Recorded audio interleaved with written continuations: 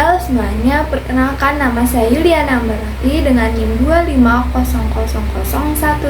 250001121120061 dari kelas 4A Prodi Kesehatan Masyarakat Universitas Diponegoro.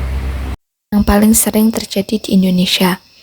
Banjir merupakan keadaan di mana suatu daerah tergenang oleh air dalam jumlah yang cukup besar. Banjir masih sering terjadi di Indonesia dan dapat menyebabkan kerugian baik dari segi material maupun jiwa. Faktor-faktor yang menyebabkan terjadinya banjir ialah yang pertama, curah hujan. Curah hujan menjadi salah satu faktor utama penyebab terjadinya banjir, terutama curah hujan yang tinggi.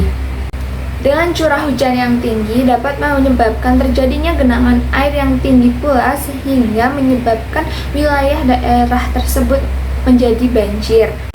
Apabila terjadi hujan, hujan akan tertampung di sungai. Akan tetapi, tidak semua sungai dapat menampung banyaknya curah hujan yang turun di daerah tersebut.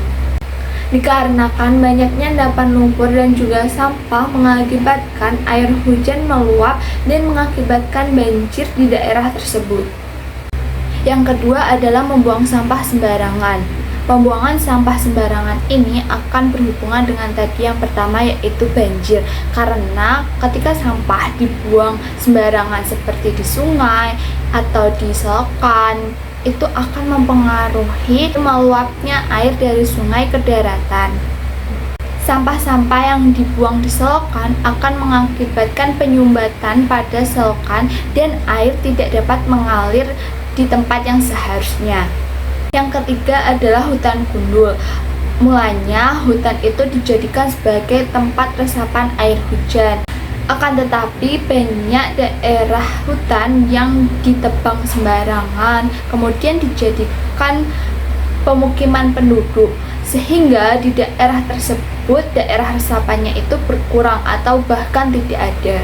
Akhirnya air hujan yang turun tidak memiliki tempat tampungan dan resapan yang akhirnya akan meluap dan menyebabkan banjir. Selanjutnya yang keempat yaitu daerah resapan air itu hilang menjadi bangunan. Kondisi ini akan menimbulkan aliran air yang besar dan juga kencang ketika hujan deras tiba. Pembangunan tempat pemukiman yang dilakukan secara besar-besaran akan mengurangi daratan kosong untuk daerah resapan air hujan.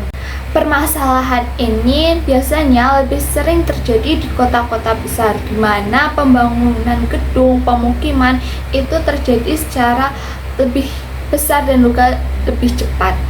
Akibatnya, wilayah yang seharusnya sebagai hidrologis, yakni wilayah yang kemampuannya untuk menahan dan menyerap air ke dalam tanah, menjadi berkurang atau bahkan hilang. Yang kelima yaitu bendungan rusak. Bendungan rusak ini tidak melulu menjadi penyebab dari banjir. Akan tetapi ketika turun hujan yang cukup deras dan bendungan itu rusak, akhirnya tidak dapat menampung air dengan baik dan mengakibatkan banjir. Sudah banyak terjadi banjir yang diakibatkan oleh adanya bendungan atau saluran air yang rusak. Yang keenam yaitu pemanasan global. Penyebab terjadinya banjir yaitu pemanasan global itu sering tidak disadari, padahal kebiasaan membakar sampah, polusi udara dari kendaraan, asap dari industri ini juga berpengaruh terhadap pemanasan global, di mana beberapa kebiasaan tersebut dapat mempengaruhi atau membuat lapisan pelindung atmosfer itu menjadi rusak dan menyebabkan pemanasan global serta banjir. Tak hanya itu, pemanasan global juga mengakibatkan adanya perubahan iklim yang terjadi di seluruh dunia, terutama di Indonesia. Dan yang terakhir yaitu yang ketujuh, adanya erosi dan sedimentasi.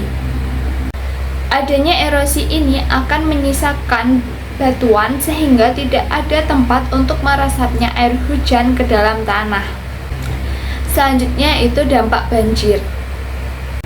Yang pertama yaitu dampak banjir terhadap kesehatan. Pertama adalah diare. Kedua, demam berdarah. Yang ketiga, leptospirosis. Yang keempat ialah ISPA. Yang kelima yaitu penyakit saluran cerna lain seperti tifoid. Dan yang keenam, memburuknya penyakit kronis penurunan daya tahan tubuh seseorang akibat dari musim hujan yang berkepanjangan.